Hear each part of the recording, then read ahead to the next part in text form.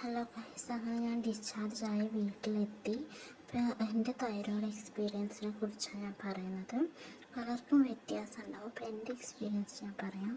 ഇപ്പോൾ ഗോയിറ്റ് കുറച്ച് എൻലാർജായി തോന്നി 2017 MSc സ്റ്റാർട്ട് ചെയ്ത സമയത്തായിരുന്നു. അപ്പോൾ തന്നെ നമ്മൾ ബ്ലഡ് ടെസ്റ്റ് ചെയ്തു, നോർമലായിട്ടുള്ള തൈറോയ്ഡ് ടെസ്റ്റ് ചെയ്തു. കുഴപ്പമൊന്നും ഉണ്ടായിരുന്നില്ല. അതുപോലെ നമ്മൾ 1-2 ഡോക്ടറെ കാണിച്ചു.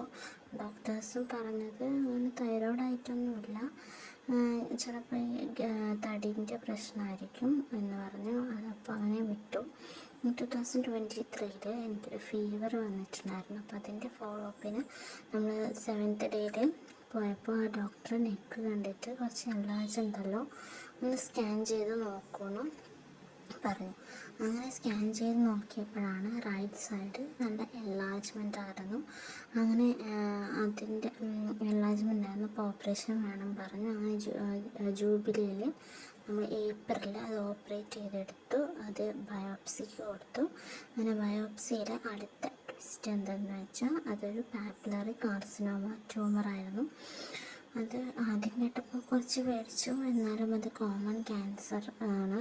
നമ്മൾ 90% ക്യൂറബിൾ ആയിട്ടുള്ള ക്യാൻസറാണ്.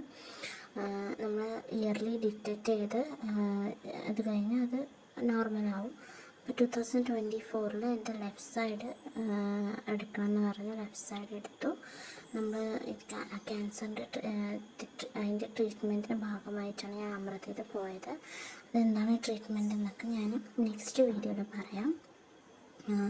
അപ്പോൾ സിംറ്റംസ് ഉണ്ടോയെന്ന് ചോദിച്ചാൽ എനിക്ക് സിംറ്റംസ് ആയിട്ട് അത്രയൊന്നും ഉണ്ടായിരുന്നില്ല. പക്ഷേ ഡെലിവറിക്ക് ശേഷം കുറച്ച് ക്ഷീണം, കൈവേദന, വെയിറ്റ് ഗെയിൻ ഇതൊക്കെ ഉണ്ടായിരുന്നു. പക്ഷെ അതൊക്കെ ഡെലിവറിയുടെ ഭാഗമായിട്ടാണ് ഞാൻ വിചാരിച്ചത്, നോർമലാണെന്ന് വിചാരിച്ചത്.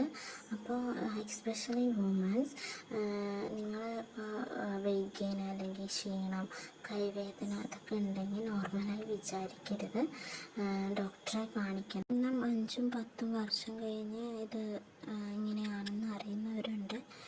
അപ്പോൾ സിംറ്റംസ് എന്തെങ്കിലും ഉണ്ടെങ്കിൽ ഡോക്ടറെ കാണിക്കൂ. Okay, by.